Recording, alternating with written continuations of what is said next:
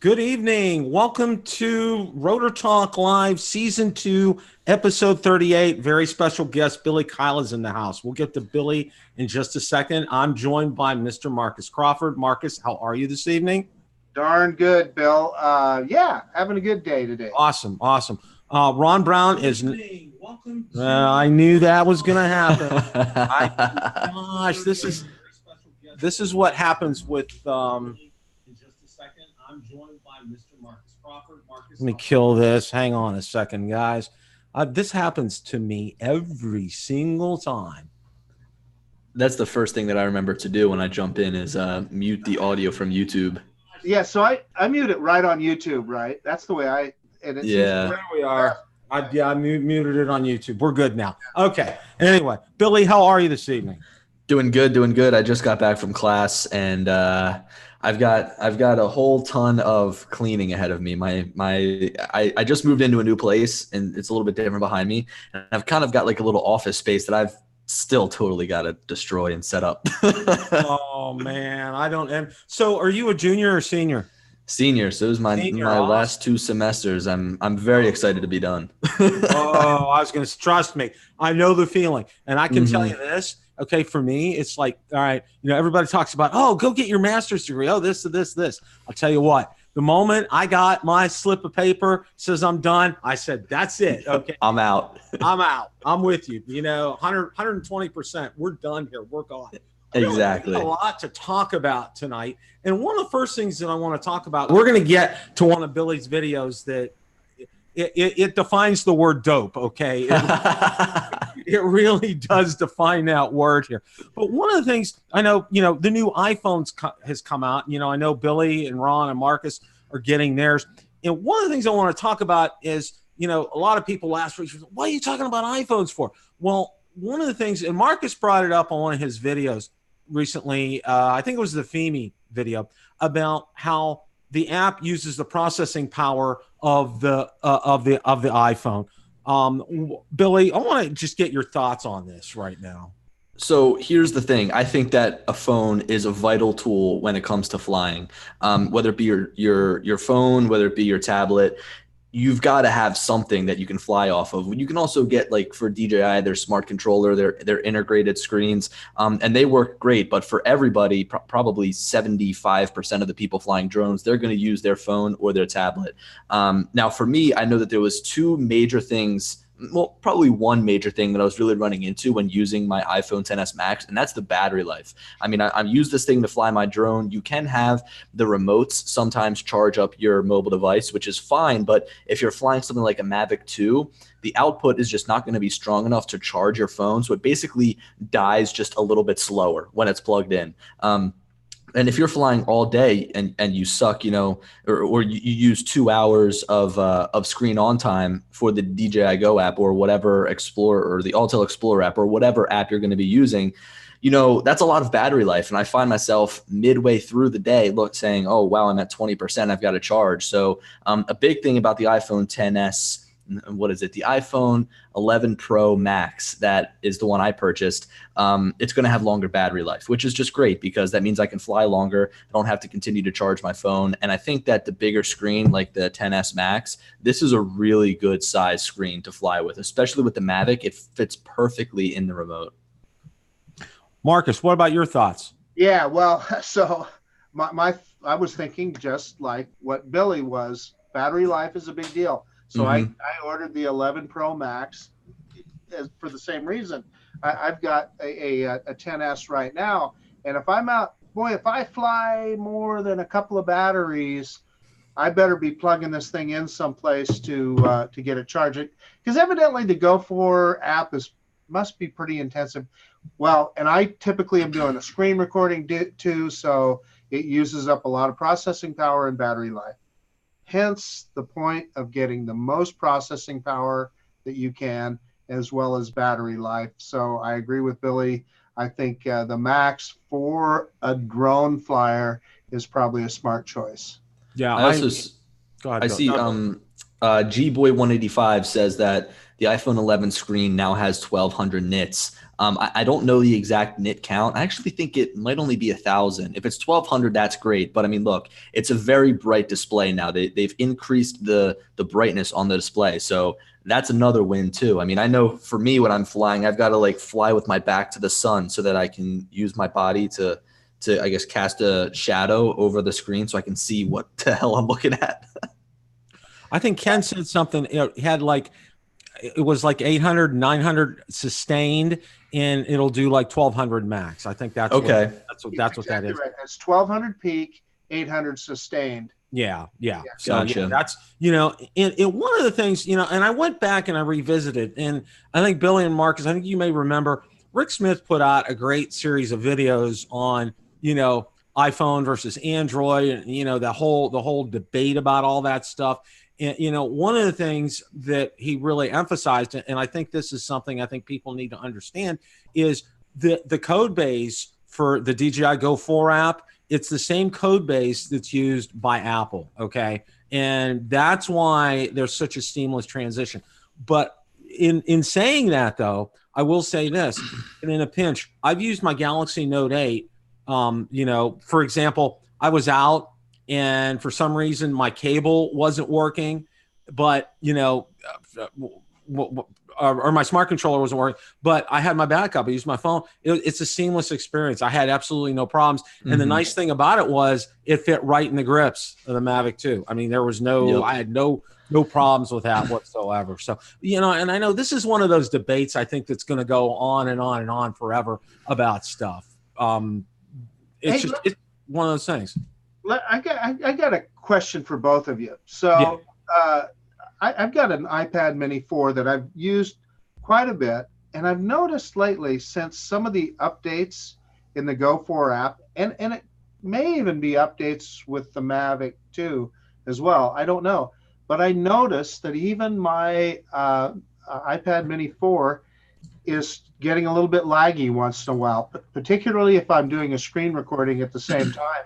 And it never used to do that. So it tells me that there must be something that's using more resources. Well, I used to have the Mini 4 pretty much dedicated strictly for flying, but I got really frustrated with it because I continue to get a notification in the top left corner saying that my CPU was overloaded.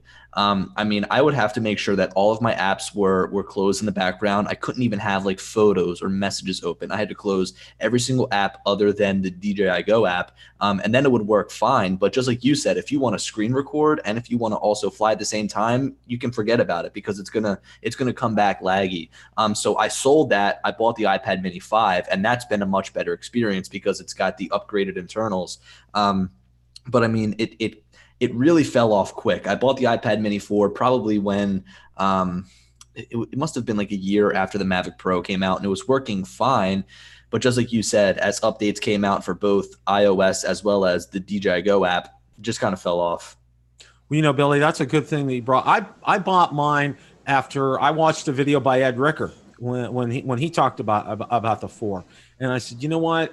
I've had the same thing with mine, and now finally I've got my 4 paid off. And I'm gonna upgrade to a 5 because I need that extra product. Because like you said, you shut everything else down, it's okay. But the thing that really kicks me is when I'm doing a screen recording, that thing lags so far behind. It's like nobody's business. I mean, it's just atrocious. Trying to keep up with all that stuff. Okay. One of the other things that I want to talk about, and we're gonna get to this video, and trust me, when I use the word dope, it doesn't even begin to describe this video that Billy's gonna show us. You're graduating next year, which is absolutely fantastic, and a hearty congratulations, because I'll tell you what, it's trust me, after having gone through college, I know what it's like, and when you're done, you're done. Okay, for me, I can't wait. You're the same way. Okay. What are your plans post-graduation? Continue your drone business, YouTube. What are your thoughts about that? It's going to be a mixture of both. It's going to be what I'm doing right now. I find that being able to do my drone business outside of YouTube and, outside of college, not only gives me a lot of real world experience, but it also it allows me to support myself. I've only got like rent that I've got to pay. There's not many bills to pay, but in terms of the clients that I have right now, they seem to be growing. And it's funny because I'll sit here and my phone will ring and I'll pick it up and it's somebody I've never talked to calling about drone services. Like one of the most random calls that I've gotten is this company in my area that builds ponds, and they want drone photos of their ponds. And it's just cool to be able to grow that clientele base. So after college, I do want to continue to YouTube and do my drone business on the side.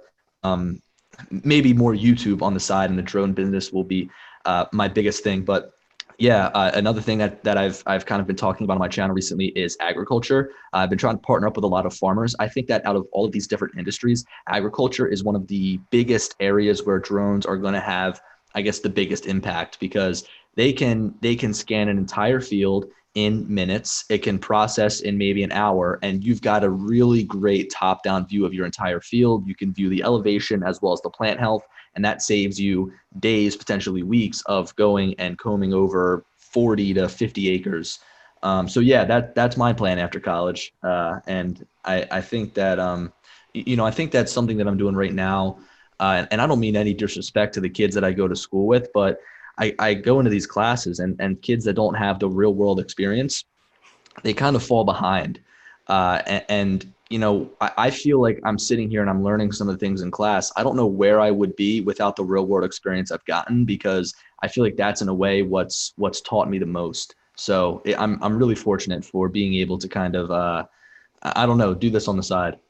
Well, that's, and I think one of the things, you really hit something good with the agricultural thing, because I know, especially in Pennsylvania, I don't know about New Jersey, but I think you probably saw some of Ron's, I don't know if you saw any of Ron's videos lately when he went back to where he's from, and he showed, it's Pennsylvania. People don't realize Pennsylvania is an agricultural state. There are so many farms there, and the opportunity for agriculture is just mind boggling. And, it's the thing down here in Florida too. It's like on my way to work every day, I passed everything I pass. It's all agricultural area that I pass. So, I mean, this is a huge opportunity.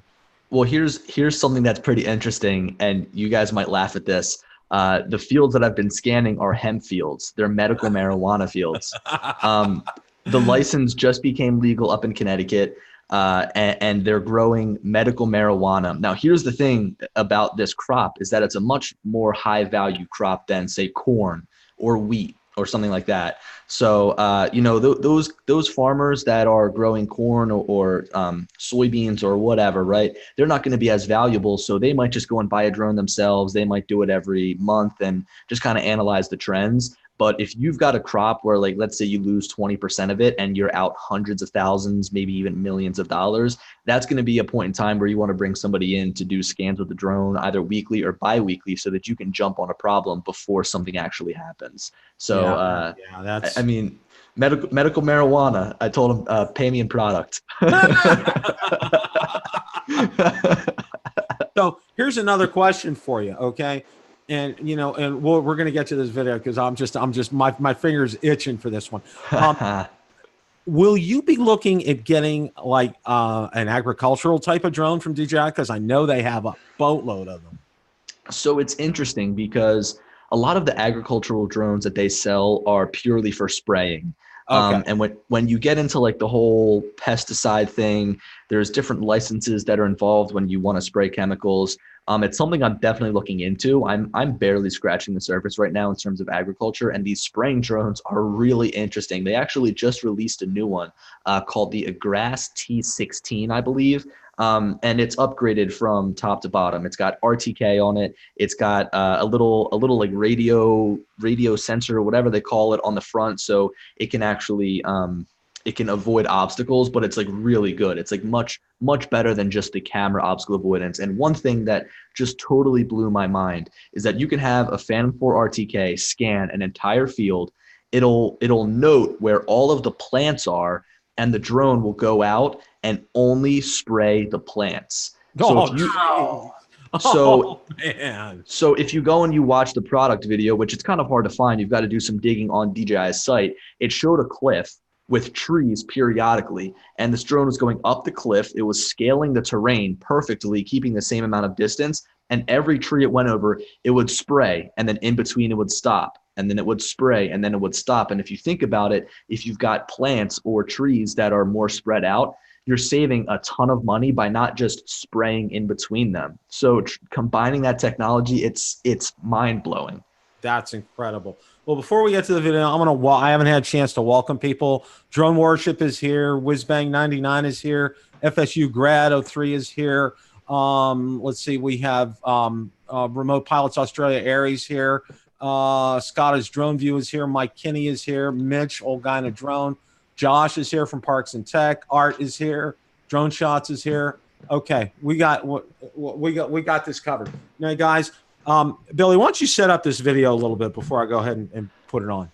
Sure. So Ken came up to New York. We always kind of go back and forth. I'll go down there and we'll fly some spots, and he'll come up here and we'll fly some spots. I think, though, that I've got the better spots to fly because Florida's cool, but it's just beach, beach, beach, beach, beach.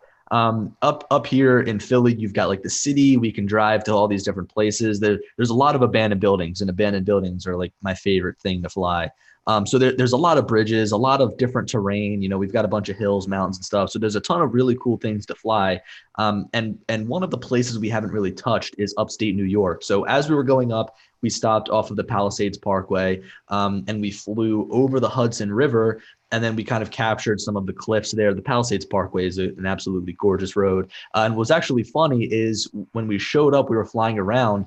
Some guy pulls up and comes up to us with a radio, and we're like, oh, we're about to get kicked out. But actually, there was a boat race going on along the Hudson. And he said, yeah, we're getting ready to go in about 30 minutes. And they were these speedboats that were coming. I asked him, I said, what's the top speed that they're going to do? He said, oh, about 120, 140 miles an hour. So they come ripping down the Hudson River, and I tried to chase them with the Inspire 2.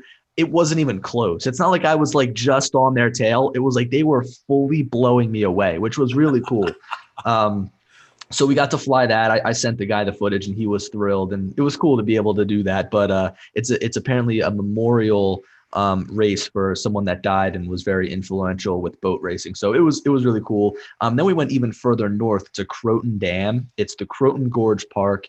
And I've seen some photos of this place, and it looked really cool. So I said, all right, well, you know, I want to try to get this photo from a specific angle. But when we showed up and we kind of like walked out through the clearing, it was just like, I was like a kid in a candy shop. There was so many different areas to fly at.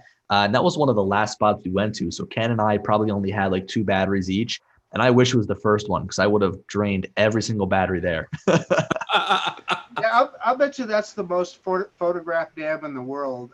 It probably is. Yeah, I've never been there, but I've seen so many pictures of it. Yeah, it's really cool. And I guess it was built in the late 1800s. It was finished at, I guess, like the turn of the century, whatever it's called. And looking at that dam and seeing how much water is being blocked, it's incredible to think how they even built that thing. Like, how do you build a dam? How do you block the water off and then build the dam? I don't get it. All right, well, we're going to go ahead and share this here now. This is awesome. I'm going to go ahead and unmute it, and then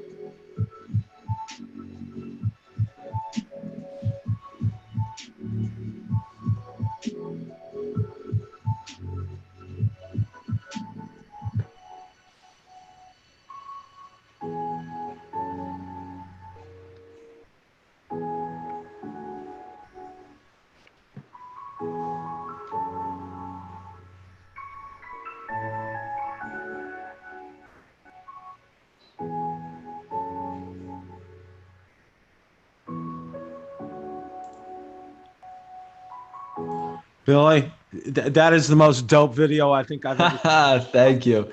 Hey, You know what? I saw that was a fake video. I've got no dislikes on it. That's impossible. Yeah, 198 to 0. Okay. Come on, there's usually one or two. Why don't you tell everybody, at first, if I wouldn't have known what the title was on the video, I'd have sworn you'd have was your Mavic 2 Pro. Okay. Well, yeah, you know what? But that says something, because the Mavic 2 Pro's camera is so good. And it's insane to think that they fit that 1-inch sensor into such a small body. But the one thing that might give it away, the Mavic 2 Pro, is I came up the waterfall right there. You're not able to pitch the gimbal up that high. And that's the thing with the Inspire 2, is you can look up about 30-ish degrees upwards and without any obstructions, which is nice, because if you try to fly fast with the Mavic 2, then the gimbal just shoots down. It's kind of a pain. Think about this, and this is what I want people to think about here, okay? Not only is Billy, having to navigate through this, okay, which my heart is still in the back of my throat right here, he's working the camera at the same time. Okay? Yeah. God, just like, you scare me. You're so good, Billy. You really do. Thank you. Seriously, man. Thank you. I'm probably going to go to bed. See what I do at night. I have my iPad. My wife's on her phone. She's looking at videos, and I'm on my iPad. I'm probably going to watch this. She said, "Didn't you see that before?" Yeah. How many times? Oh, about 10. Well, you know what? I really want to go back there, because first of all, it's like an overcast day. I'm trying to look for like some nice crisp sunlight. But also imagine being there surrounded by all of the leaves changing, like in peak fall. So I'm definitely going to try to get back out there when the conditions are better. But yeah, that spot is so awesome to fly. If anybody's in the New York area, I'm 4 hours away from it, and it was worth the drive. So if you're in the area, it's Croton Dam. Go check it out. It's an awesome place to fly. And the maintenance guys, they told me at first, they were like, "I don't think you're allowed to fly drones in here, but it's pretty cool." So they're cool there. They'll let you fly. Well, I was going to say, one of the things with something like that is, I saw Ken's video earlier. Okay. I got to ask you a question. Okay. With Ken's video, he got locked in the bathroom.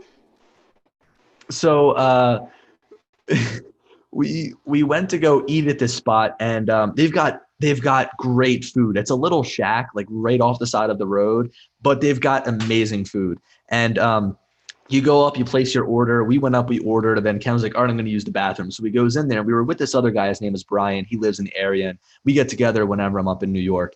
And we're sitting there, and he's like, "Oh, I'm going to use the bathroom once Ken is done." And I begin to see the handle jiggle, right? Like the handle's going up and down. I'm like, "Oh, Brian, he's coming out of the bathroom. Go ahead. You can use the bathroom." And he walks over, and as he's walking over, the handle starts jiggling a little faster. Like Ken can't get out, and he's panicking. So the handle is going up and down really, really fast. So I start laughing, and I'm kind of like looking from a distance, and I'm laughing. So I finally go over there, and I'm like, "Yo, Ken, you all right?" And he goes, "Yeah, I'm stuck." And I said, "Well, try just climbing out the window." And the window was totally blocked by like an air conditioning unit. So he couldn't do that. And the owner finally came up and just kicked the door in. That he had to. Like Ken would have been stuck in there. And the guy was like, "All right, back away from the door." And then he kicked it in. And I wanted to do the same thing, but I didn't want to like kick it in and then have to be responsible for fixing it. But the manager came in and just plowed it down. I just was cracking up because I'm like, okay, this isn't what the video is about. But I mean, it was just one of those. I'm just crazy about that. I had a question came up. Go ahead. I love Ken to death, but whenever he's in a situation, he just panics so heavily. Like I remember the one time we were going to the airport, and he was like going to miss his flight. Like we were late and stuck in traffic. He was like, "Oh my God, I'm going to miss my flight." He's on his phone. He's finding a new flight. He's calling his wife. He's like, "Look, I'm going to be home late. Like I got to find a new flight." Like he's just going crazy, and he gets to the airport on time and he's able to get on the plane. But I'm sitting there. He's stuck inside of this small little bathroom. I can only imagine how much he's panicking. Was there any thought of just leaving him there? Yeah, I mean, look, that was just one more charger freed up inside of the car that I could have been charging my batteries off of. So, I kind of thought to myself, look, he'll be left at a little burger joint and he can eat. I'll pick him up on the way back. had a question came up in the chat, and this is something that I know I'd love to bring this up because I know, Billy, you heard it and I heard it when we went to the See the Bigger Picture event.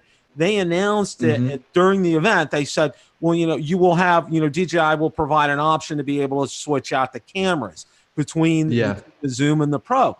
There's never been anything on that. I know, and it's interesting. The only thing that I've seen on it is people online on YouTube actually taking it apart, and it seems to be pretty easy. It seems like it's a couple of screws you got to take off. You can take off the gimbal assembly, and then you can put it back on. I don't think I would do it myself.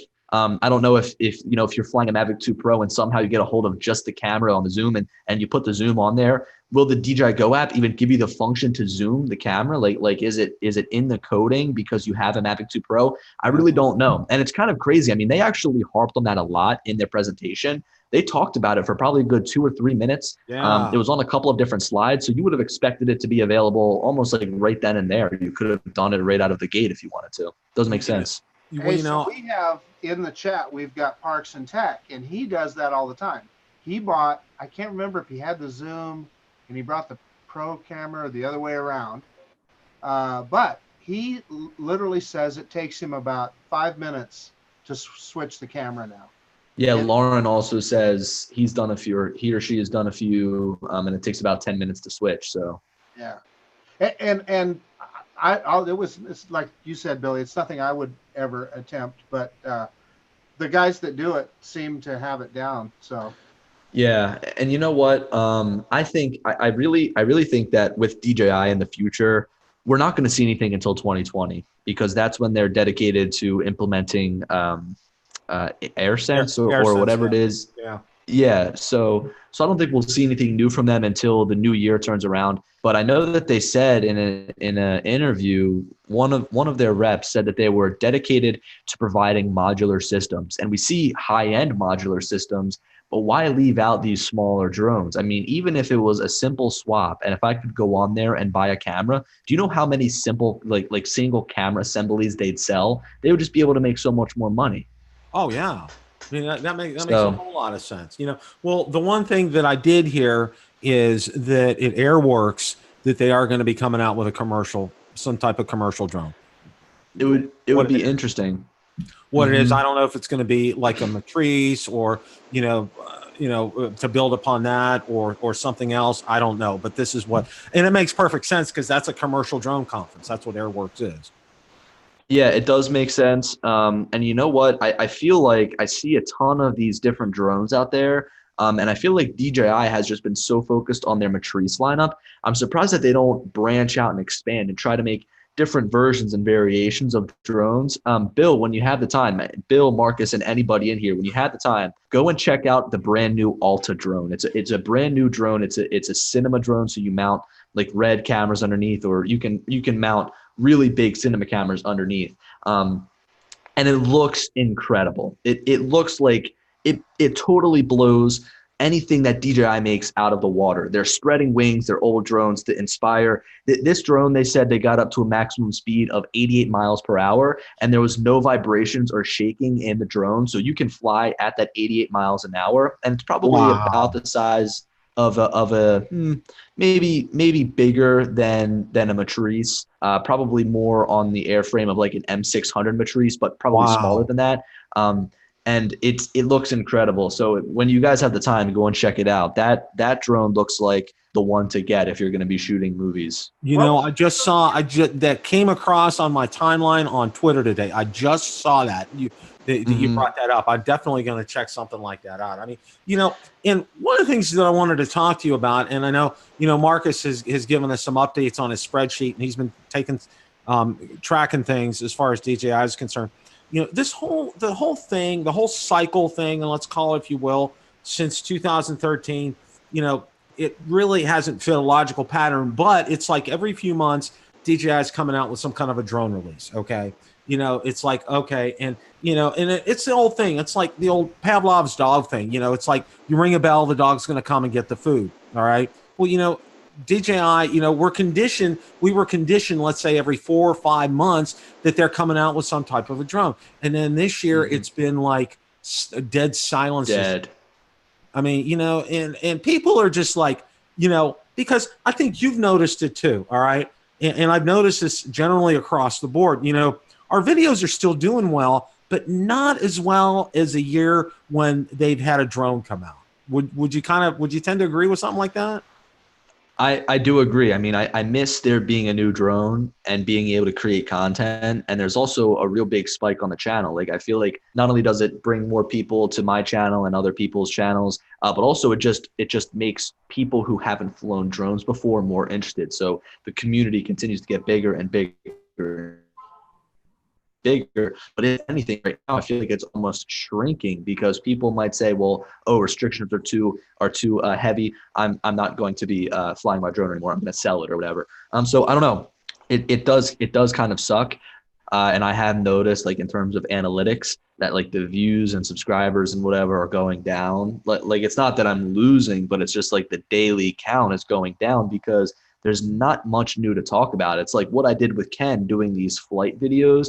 That's one of the only things that I can think of right now to be doing, other than, I mean, everything under the sun has been covered about the Mavic 2. Oh, yeah. I feel like I've almost got to go out of the way and buy these new drones. Like, for example, the Paradanafi, when I picked that up, that's been a really nice, fresh thing to add on. Something that is totally unrelated, but Brad Hendo just said in the chat, he said, are you guys excited to find out more about the Skydio 2, possibly a remote included? You know, that seems to be the only thing to look forward to right now. I don't know what else is going to be on the horizon. You know, we did just get the Mantis G from Unique, but that Unique, I'm really not all that big on it. But Skydio 2, the new drone from them could be awesome. The tech in those drones are great. If a remote is included, that would be even better. But the biggest thing about it is the camera. Like that really wide angle camera that they had on that drone just doesn't make it good for cinematic video and high resolution photos. And that's what I buy these drones for. So if it's still going to be the same like selfie type of drone where it follows you and it's got a really wide angle camera on it, it's just not going to be for me. You know, it kind of the camera and you know, and I'm just going to make it real simple.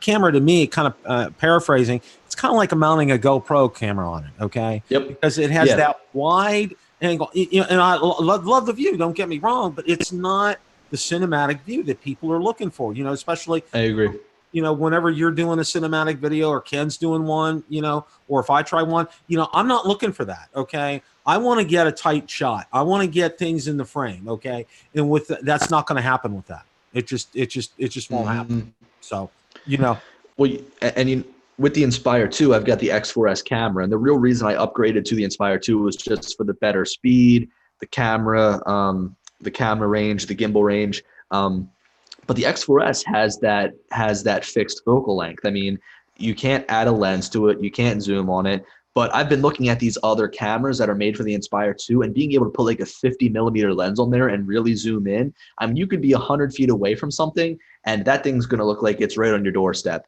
especially compared to the cameras that we have right now. So that's something I'd love to do because that just adds a whole different dynamic to aerial cinematography. So would you be looking at possibly, you know, getting that camera for your Inspire 2?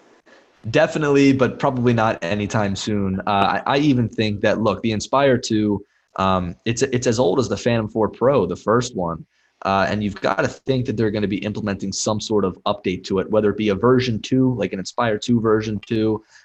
You know, so I'm waiting because when they jumped from the Inspire 1 to the Inspire 2, then all of those cameras weren't compatible. So then if there's like an Inspire 3 coming out in a year and I buy this camera, which is, after it's all said and done, about $6,000, I'm going to be pretty pissed off. yeah. I kind of thought so with something like that. So, I mean, yeah.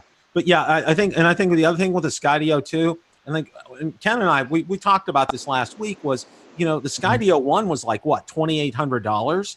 I mean, that was just, that's unreachable for most people.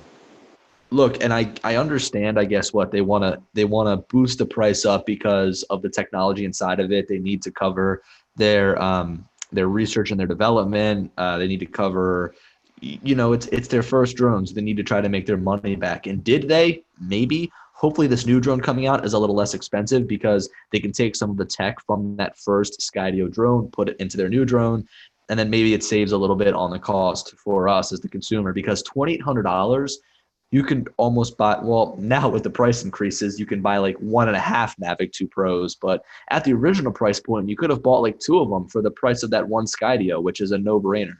I know Marcus told me before you got on tonight, he was telling me, he's been keeping a great spreadsheet of things. And he said the Mavic Pro Platinum has gone up, just not a just the package by itself, $1,100. Okay. With all the, the price increases and availability. I mean, I was kind of amazed to hear that a drone that old and that technology, they're still increasing prices. Of course, it's, that tariff thing is just a mess right now. It really is a mess. And I think that when it was originally released, the Mavic Pro Platinum was actually $1,099, but they were selling that alongside the original Mavic Pro. So those two drones were like the compact foldable consumer drones that everybody wanted. So they sold both of them. If you wanted the upgraded ESCs and the new props and the new paint job, you paid the extra $100. But now that has replaced the original Mavic Pro, and I saw it for as low as $799. So to hear that it's back up to $1099, that's crazy, because that drone is 2 years old. That is one of the other things I wanted to talk about. I don't know where Marcus went to, and I wanted to get his input on this as well too. Is your and Ken's podcast? I absolutely love what you guys are doing with that. That format it's perfect. Thank you. I know from doing an audio only one, it is so much easier. Look, video is half the battle. And being able to just talk in the mic, you don't have to worry about lighting. We don't have to transfer files back and forth. It really is a breeze. It's nice. And I think that's how a podcast is supposed to be. We actually dropped the ball. We didn't upload any last week. Both him and I were so big at it this week. And you know what? In terms of podcasts, I listen to them all the time. Like I drive around and I'm listening to a podcast, or I'm walking to class, I'm listening to a podcast. I'm doing work around the apartment or the house, I'm listening to a podcast with my AirPods in all the time. Yeah, and I think, and I really like your guys' content. I mean, see, that's something I think it provides so much more flexibility in terms of what you can do with content, because a lot of times, you can't really, you can't show this kind of graphic, or you can't do this kind of a thing. With a podcast, you can cover so much more ground, I think. Exactly. And that's the thing. It's like, if you think about it, a video, if it goes anything over like 15 minutes at that point in time, somebody look at it and say, all right, you know what, maybe I'll watch it and see if it's worth my 15 minutes. But when you jump into a podcast, you're expecting something that's going to be an hour. So it allows you to go a lot more in depth, because if you're trying to cover a very broad topic in an 8-minute YouTube video, you're definitely going to have to skip over some of the details. Whereas you can go into the nitty gritty with the podcast, and it's cool because it sparks a conversation, just like your live stream right now. We're able to go back and forth and talk and chat. It's not like we're restricted to 8 minutes and we've got to try to cram all the information in. Yeah, I thought one of the things, Marcus is rejoining us. Did he Everything drop okay, out? Marcus? I saw he left. Yeah, I lost internet there for a second. It was. Okay. Well, glad you're back. I wanted you to go ahead, and talk a little bit about the spreadsheet. What Billy and I touched upon a little bit. Well, why don't you kind of give us an update on where things are with that? Yeah. You want me to put it up on the screen? Absolutely, please do. Yep, so yep. What does the spreadsheet track? Well, I'm just tracking the DJI and the availability of the consumer drones and the price changes. Gotcha. It's pretty darn simple, really. Let me know when you can see it. It's got there. We go. I've got it here. Okay, so some recent changes here. Let's start at the very top. The Mavic 2 Zoom is available again as new, and that when I looked at it a week ago was not available, as well as the Mavic 2 Zoom with smart controller became available again. And when I looked at it a week ago, those were not there. So I'm just looking at the changes here, Bill. And then the other change that I saw today was the Mavic Pro Platinum. They finally got around to raising the price on that. $150 for the Platinum. It's $1149 now. Wow. Yeah, What? yeah. And the Fly More combo, hey, $1,500, boys. Oh. Went up to $200. And then the Platinum last week was not available as a refurb, and it is now at $839. You remember about, before in August, what was that? It was $689, I think, or maybe even less than that for the Mavic Pro Platinum. Anyway, or $729. I guess I had it right there. Anyway, it's gone up quite a bit. So nothing else has changed. You cannot buy a Spark anymore from DJI. If you want a new Spark, you're going to have to buy it from a reseller. DJI doesn't sell them. And the whole Phantom line are just unavailable, although, as you reported, the V2.0 actually shows on the website again. They took it completely off the website for a couple of days, and now it's back. But they haven't been available to sell, and they did raise the price significantly. So anyway, there you have it. What my concern is, a Mavic 2 Pro with smart controller now is $2,200, and how many people are they pricing out of the market? That's the concern, and I'm not blaming it all on DJI. There's a lot of reasons, I know, with the tariffs and other things, but to what we were talking about earlier with excitement about the hobby, this does not help. I see Scada's Drone View says, do you think the changes are because of them sorting out the fraud things with the vendors? I don't think so. I think it has to do with tariffs. And I think that they actually confirmed that through Twitter, that because of the recent tariffs, they're increasing the prices. But for them to be increasing the prices on products that are 2 years old, over 2 years old, it doesn't make sense, because look, their profit margin on some of these drones, even the older ones, are probably pretty high. And for them to basically raise the price on those older drones is almost like an FU to the consumer, in my opinion. Just like you said, how many people are they pricing out of the market? $2,100 for a Mavic 2 Pro with a smart controller. There was already a pretty big barrier to entry, and that barrier to entry is just getting higher. That's if you want to go with DJI, but look, there are a bunch of other options. We were just talking about the Parrot, Autel Evo. Even though the Evo is going up in price a little bit, it's not nearly as expensive as the drones that DJI is selling. But man, you know what? If there was like a really quality American company that came in and made a drone, made in America, do you know how many people would jump on that? I mean, that's the biggest thing about DJI, is that they're a Chinese company, and everybody's like, oh, well, I don't want to fly that China crap. I don't want them knowing my location, whatever. There's an infinite amount of things that people can say. If there was an American drone company that came in, they would kick some ass. You're right. You're 100% right. I mean, people would fly off the shelves, Billy. Oh yeah, they would clean up the market. I mean, I don't know who I could see doing that, whether it's a brand new company that comes from the woodworks and starts making these incredible drones, and over 2 years they've made so much progress that they're up to the level of DJI and where they're at right now.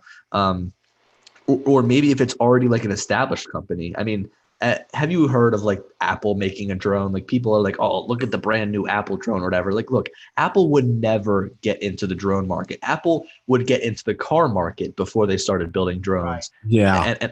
And I've heard a ton of rumors about that. But yeah, I mean, look, if an American company came in, they would seriously do some damage on DJI, especially because I'm sure that America is their biggest market. And for them to take away a chunk of their biggest market, that could see, and that not only would it help with prices, but it would help with innovation, because if there's a company that is knocking on DJI's doorstep, that just means that DJI will come out with the Mavic 3 and the Mavic 4 even faster, and we'll see better drones from both sides. I mean, that's what we need. That will be our saving grace, is a better drone company. That's healthy. That's healthy competition. The free market system really does work, and it works well. It's just, right now, it's like, when you're looking at those kind of drones, there's only one name in town. I mean, there's only one, as they said, there's only one sheriff in town, kind of a thing. wanted to talk a little bit about some of the other type of drones here. You know, I know Marcus and Ron, you know, I know, you know, they both have the Hubsan ZinoNation. ZinoNation. There you go. Marcus has the FEMI X8. You know, those are, to me, they're not toy drones and they're not DJI level drones. They're kind of like fit in the middle. Well, look, we've got consumer drones, we've got professional drones, we've got the prosumer drones. So what do we call like between consumer and toy? What is that? Consumer? I don't know. Yeah, well, you know, the Zino, it's just barely above a toy. Let's face it. I mean, it you can't call it a toy drone, but it's not much more than that. But it's still a ton of fun to fly. The one that's probably more competition is that FEMI X8 SE, and it had a pretty rough start, but they're getting that thing refined pretty good. I would put it on the level of maybe the original. Well, not quite, I guess, but it's approaching the level of the original Mavic 4 pardon me, Mavic Pro.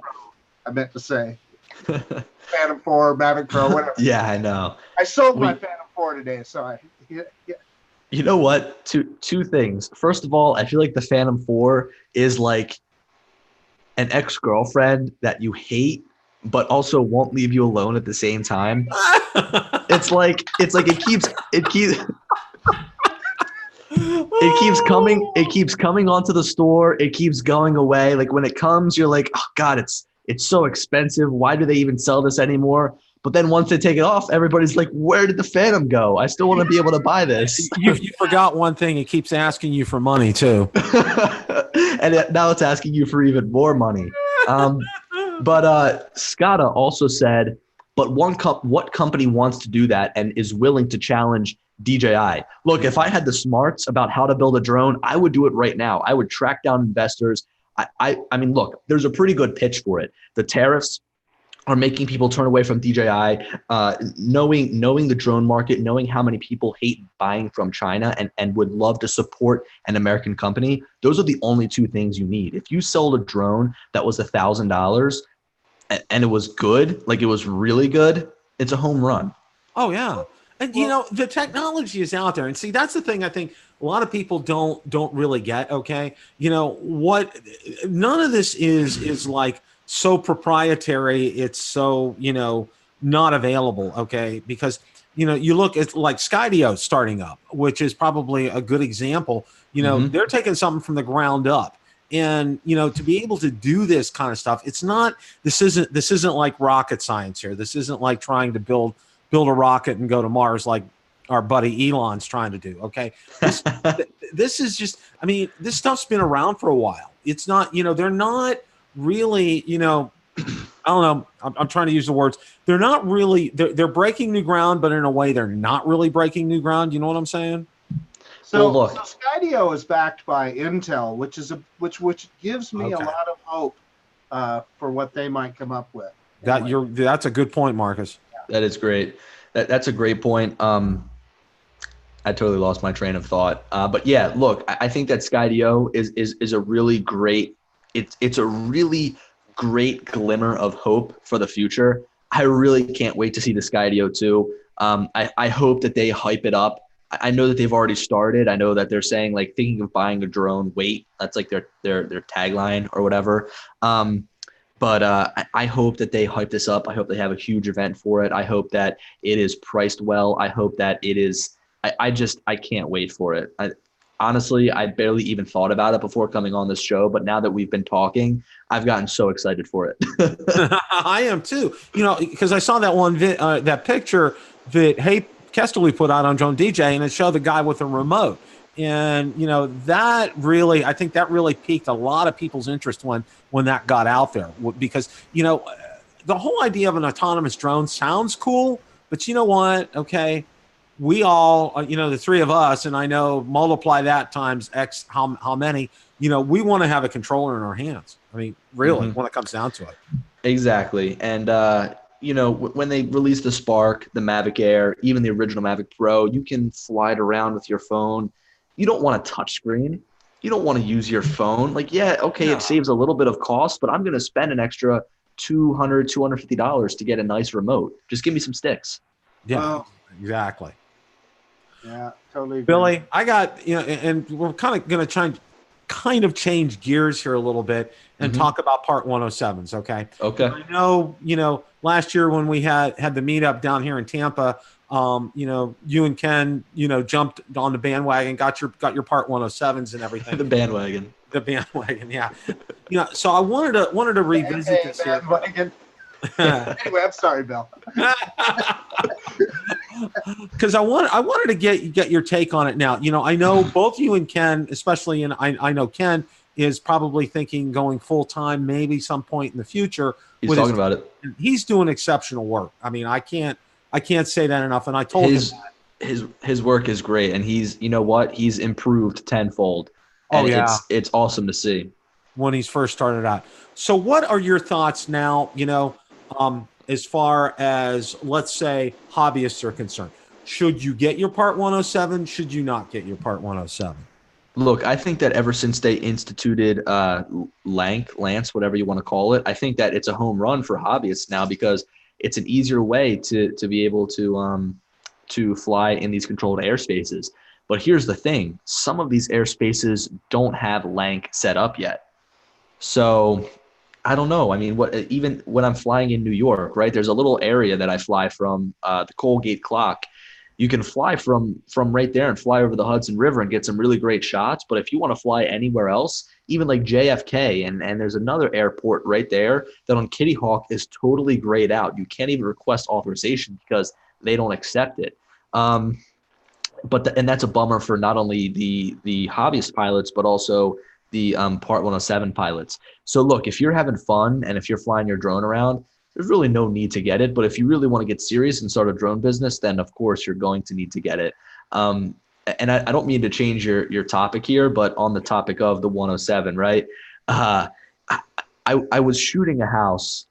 There's an older photographer I work with, and he hires out drone pilots just because he's a little bit older and he just does the photos and he doesn't really want to get into the whole drone flying. But he said, here's the address. Can you make sure that we're able to fly? And it was inside of the Philadelphia International Airport airspace. And I'm thinking to myself, I'm right on the edge of this. I see no planes near me whatsoever, and it's somehow an issue that I'm flying in controlled airspace under like 100 feet to shoot photos of a house. It blows my mind that they try to classify these drones as something that are so much bigger than they actually are. Like the FAA is making these drones seem like they are 10 times their size flying through the sky at hundreds of miles an hour when they're not. Well, most people, and see, here's the connotation, okay? And I've heard this before. Most people have two images of a drone in their mind, okay? The iconic Phantom 4 image kind of a thing. Yep. And the other one is the drones that the military uses, okay? Yeah, the Reaper drones. That people think. And people think when you hear the word drone, you think of one of those too. And people equate, sometimes they're thinking more of the military style drone. And, and it's just like, it's education. I mean, people just don't get it. One of the other things with the Part 107 I wanted to touch on, okay? And I just did a podcast on what the FAA could learn from the FCC. I am a licensed ham radio operator, okay? There's 3 levels of licenses. I have the highest tier, which is called an amateur extra. It costs $15 to take each test, okay? And that's really cheap. Yeah. Tests are administered by local ham radio organizations, usually like at a public library or church or something like that. And they're what they do is they have a pool of questions, and the pool of questions that they're going to ask. Like the first 2 exams ask a total, I believe it's 30 questions on each one, and the last one asks 50 questions. All right, and you have to get the same thing. It's like about 70% to pass, just like that. But where it's different is this. Okay, it was about $100 to get a course to study for it. And what was nice was they rotated the questions in and out that were actually on the exam. So every time you took a practice one, it kind of rotated them, which was great. Gotcha. And I love that, okay? Now, the other thing that I really like is this. I passed and I got my amateur extra back in 2015.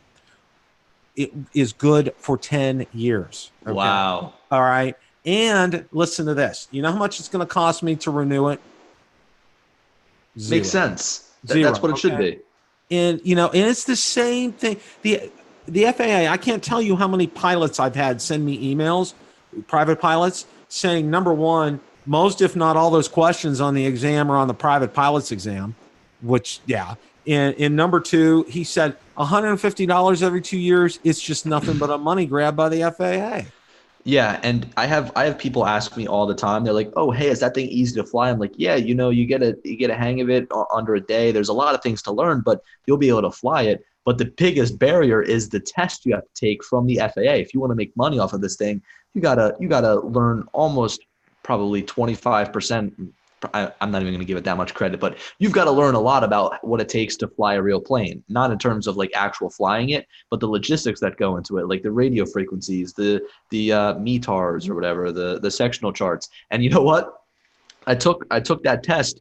It's coming up on a year ago now, and I can tell you that nothing on that test has prepared me for flying a drone. It's been the information I've learned online. It's been information that I've learned from like handbooks and stuff like that. That test is no way involved with flying drones. Well, I had Ian Tickner, and Ian, forgive me if I mispronounce your name. He's from over in the UK, and he runs a drone school over there. Okay. I had him on a Sunday afternoon. Kind of really was very eye-opening, because over there, in order to get your equivalent of your Part 107, you take your exam like this, but you also have to pass a practical exam, meaning like a hands-on, fly your drone, show an instructor you know what you're doing kind of an exam. You know, and I am so in favor of that, because, you know, it's like you can have the book smarts, you can be able to do that, but unless you have piloting skills, you know, you don't want people to, you know, if you're in business, you don't want somebody out there that, oh, oops, and next thing you know, the drone is either crashed against the wall or is in the river or something, you know. I got a question for both you guys. So, you know, recently we had that deal in Saudi Arabia that their oil fields got, quote, bombed by drones. So people that don't know anything about drones, so they blew up with their 10% of the world's oil supply got. Wow, I didn't know that. A couple days ago, and it was a drone attack.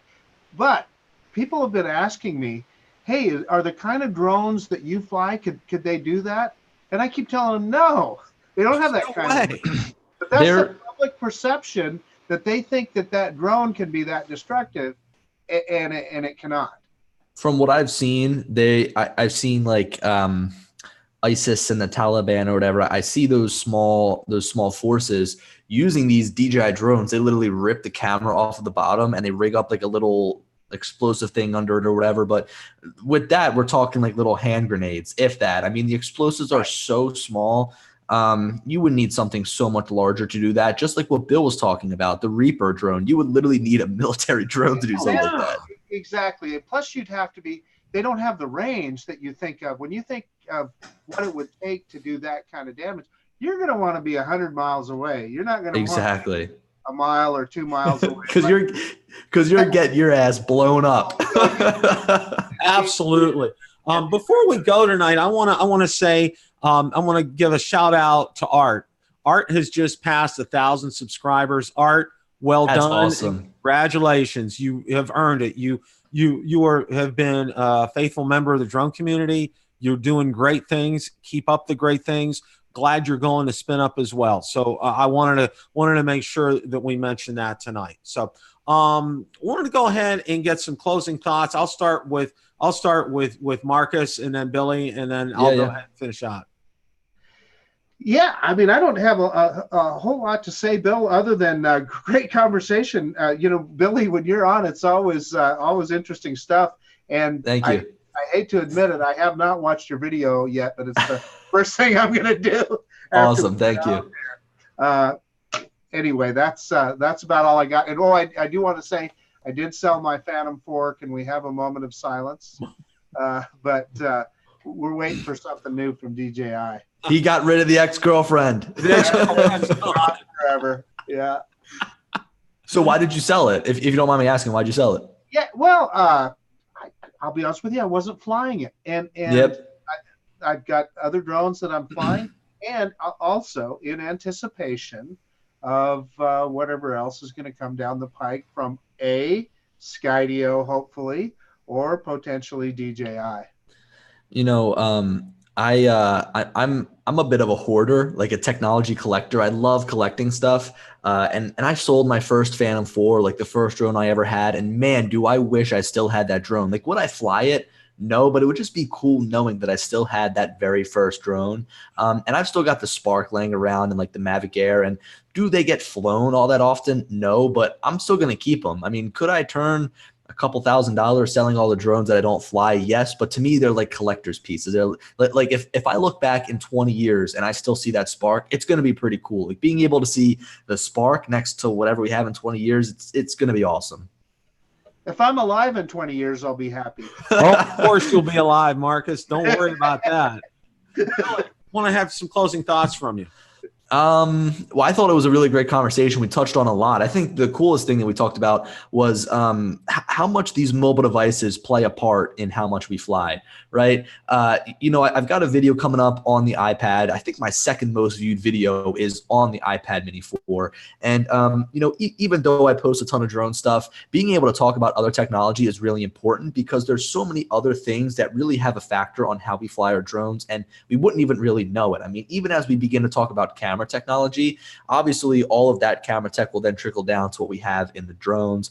I mean, there's so many different things that you can talk about. You can even talk about, like, for example, SD cards, right? I mean, there's so many things that really do have a big impact on flying drones. Speaking of SD cards, the one thing I want to see from drone manufacturers going forward is 2 micro SD card slots, because I can't tell you how many times I've lost footage off of the SD card for some reason. I lost one of the SD cards. I wish I had another in the drone backing up all the footage. So that's something I'd love to see. I would even love with DJI how they have the integrated storage, being able to just fill up 8 gigs of photos on there, from like a small shoot and have 2 copies of it. I would love that. RAID. That's an excellent idea. Well, first thing I want to say, and I think Billy probably gets sick of me saying this. The one thing I'm very jealous of about Billy is his age. Okay, to be your age, to be able, to be a senior in college, and with all this emerging technology that is out, it's just like it's mind blowing, and I just think that's just absolutely positively incredible. And as always, one of the things that I think I admire about you, and Ken and I talked about this, is your work ethic, okay? And I think a lot of people don't see that. I mean, see it, but don't see it, okay? Ken and I were talking about this, and it's just like, when he and I and Valerie were flying that one weekend, about how meticulous you are about your shots. And, just, he said maybe it drives him just a tad bit nuts a little bit, but yeah, he was throwing a little bit of shade there. Let's Look, I'm so OCD to the point where, like, right now, I do this every single week. I tear apart my backpack. I charge everything. I make sure everything is working. Like, I'm so OCD. And it's like a gift and a curse, because I feel like everything that I put out is like, my 110% effort, and it's the best that I can do. But at the same time, I feel like I catch myself working on something for way too long. Like I'll do like a real estate shoot, and I spend hours working on the photos when I'm not getting paid for hours worth of work, so it's a blessing and a curse. But no, and I have to say this, one of the things that I first saw about your channel that I really liked was, I mean, you excel in all areas, but I mean, when you're doing those, those tutorial videos, I mean, you really, your attention to detail is the reason you get hundreds of thousands of views on those, because people want that. That's the kind of videos people want to see. Okay, people don't want to see fluff. People want to see the cinematic, and the cinematic is great, and I absolutely love that. But boy, oh boy, the first thing that I want to know of when I get a drone, I'm going to go out to YouTube, and I'm going to find a video on how to do it. For example, when I got my Mavic Pro, the first video that I saw was, I saw one of yours, and I also saw one of Ed Ricker's too. And I bounced back and forth between your guys' videos, and that's how I learned the Mavic Pro, the original Mavic Pro, was watching your videos. And I think that there's a lot to be said for that. And I think, and I think that's the reason I wanted to get started in this too, is not for the fluff, but just to get things out there, because, bottom line is, the more we're sitting at our desk or in front of a camera, the less we're flying our drone. Okay. And I think and I know Marcus can answer in the affirmative of that as well. That's what I want, and I think that's what all of us want, to be able to enable all of our viewers to be able to get out there and fly. I mean, we don't want you sitting there watching consume our content, please, but we want you to be able to get out and enjoy yourselves. Exactly. Yeah, and thank you, Bill. And you know, it's funny, when the Mavic Pro first came out, I saw Ed Ricker posting those videos too, and I was like, man, who's this guy? And I feel like when that drone came out, I speak for myself here, but the drone community wasn't as established. And the Mavic Pro, man, even in like recent years, we're all so interconnected now. Like I remember when I first started making videos, I was like, all right, well, I'll post a few videos here and there and whatever. But now I feel like not only myself, but everybody is so interconnected through like a web, and we're all talking back and forth on Twitter and Instagram or whatever. And it's really awesome to see some of these events come together that DJI puts on, and we can all meet each other face to face. But also Kelly with Spin Up, being able to host an event like that, it progresses the drone community further exponentially, even more than a brand new drone coming out. Being able to meet up with people, it just accelerates everything so much, and I love that. It's so awesome. It sure does. Well, I'm going to close up shop tonight. Wanted to get you guys clued in. First Saturday night in October at 10 o'clock. Circle that on your calendars. I'm not going to tell you any more about that. I know Marcus knows about it, so we're looking forward to doing that, and I'll get Billy clued in on that as well. Again, I dropped links in the description for Billy's channel, and you got to check out that video. I mean, watch it 10 times like I did, because Billy probably has 10 views from me on that video alone. Yeah, please keep viewing it. That video, seriously, it's really worth it, and probably you guys ought to check out that place. Well, as always, thanks everyone so much again for tuning in tonight, and remember, it's a great day to fly. Take care, everybody. See you guys. Bye. Oh.